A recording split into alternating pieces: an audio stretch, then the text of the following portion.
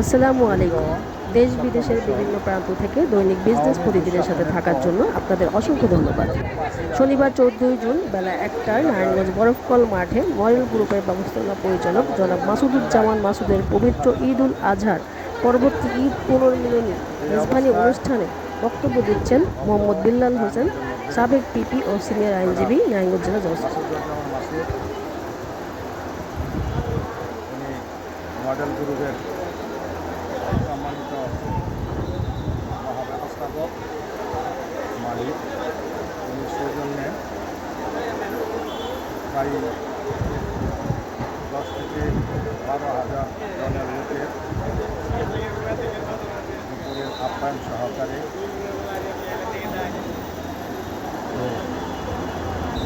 মেজবানের অনুষ্ঠানের আয়োজন করেছেন। সমাজের বিভিন্ন স্তরের লোকজন অনুষ্ঠানে যোগদান করেছে। সবাই অনুষ্ঠানে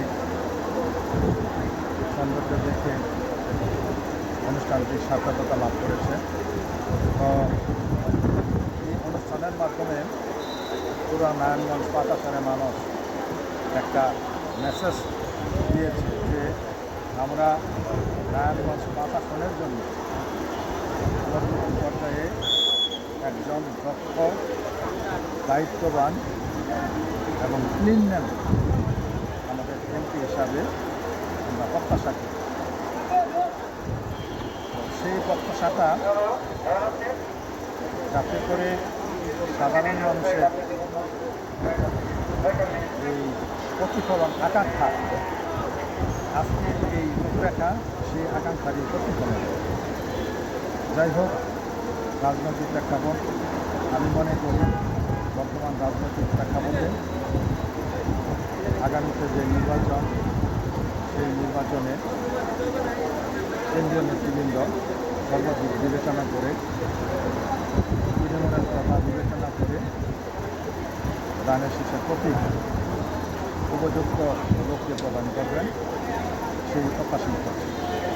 আজকে যিনি আয়োজন করেছেন মেজবানির, আমরা সকলে বন্দর, নারায়ণগঞ্জ সদর সবাই তাকে আমাদের অন্তরে অন্তঃস্থল থেকে ধন্যবাদ জানাচ্ছি এবং সকলকে ধন্যবাদ জানাচ্ছি।